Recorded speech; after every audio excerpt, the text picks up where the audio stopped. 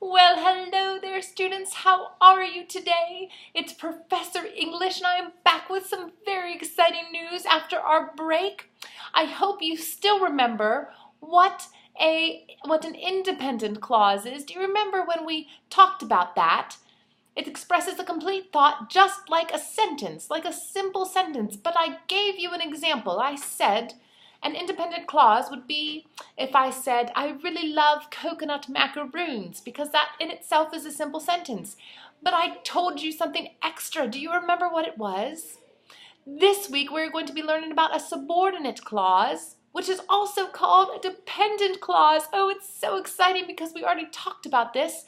So if I said, I really love coconut macaroons, even though I do not like coconut, the subordinate clause or the dependent clause would be, even though I don't like coconut.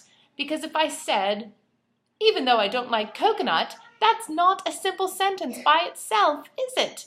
It needs something else. It needs the, I really love coconut macaroons before it. Or in our other example, which I said, the best defense against an atom bomb is not being there when it goes off. Remember, the when it goes off part is not necessary. That's the subordinate clause. I can't just say, when it goes off. That makes no sense. You have to have something else with it. So let's go ahead and do a song for our subordinate clause. Are you ready? Too bad if you aren't. Here we go. Subordinate clause, subordinate clause. Let me teach you something. I'm sorry, I hate to redo the whole thing.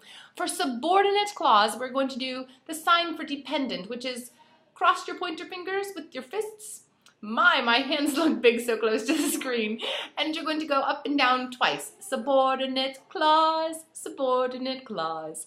Then you're going to say, does not express a complete thought. So you're just going to point here and say, no, it doesn't. And cannot stand alone. This is really fun for this one. I think you'll have a great time, especially with all your classmates. You're just going to fall to the ground and cannot express a complete thought. I said that wrong. Cannot stand alone. So subordinate clause does not express a complete thought and cannot stand alone. Also known as a dependent clause. Okay, now that we have that, let's try it together. Subordinate clause, subordinate clause, subordinate clause, subordinate clause. Subordinate clause does not express a complete thought and cannot stand alone. Also known as a dependent clause. Subordinate clause does not express a complete thought and cannot stand alone. Also known as a dependent clause. Subordinate clause, subordinate clause, subordinate clause, subordinate clause, and on, subordinate clause.